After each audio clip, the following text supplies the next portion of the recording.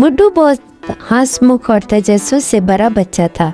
उसे नई नई जगहों की सैर करना बहुत पसंद था। एक दिन गुड्डू गांव के करीब एक बाग में खेल रहा था। बाग में हर तरफ खुशबूदार फूल खिले थे और नरम नरम घास थी। अचानक गुड्डू ने झाड़ियों के पीछे एक सुनहरी रोशनी देखी और आहिस्ता आहिस्ता चलते हुए रोशनी के करीब पहुंचा।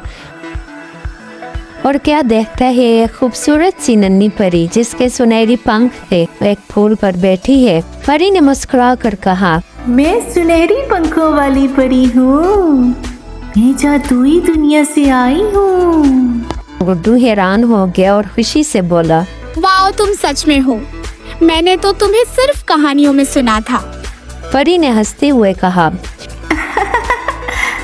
आज तुम्हें एक खास सफर पर ले जाऊंगी जहाँ ख्वाब हकीकत बनते हैं, लेकिन शर्त ये है कि तुम्हें हिम्मत और दोस्ती का सबूत देना होगा।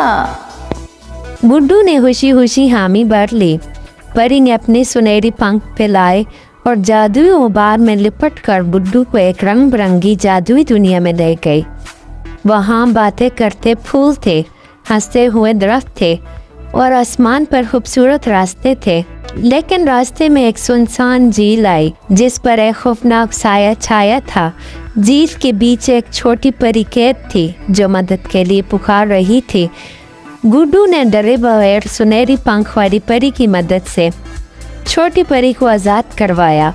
इनाम के तौर पर सुनहरी पंख वाली परी ने गुड्डू को एक छोटा सा सुनहरी पंख दिया जिससे गुड्डू जब चाहे परियों की दुनिया में जा सकता है। आखिर गुड्डू मुस्कुराता हुआ अपने गांव वापस आ गया, दिल में एक अनोखा राज और जेब में सुनहरी पंख लेकर।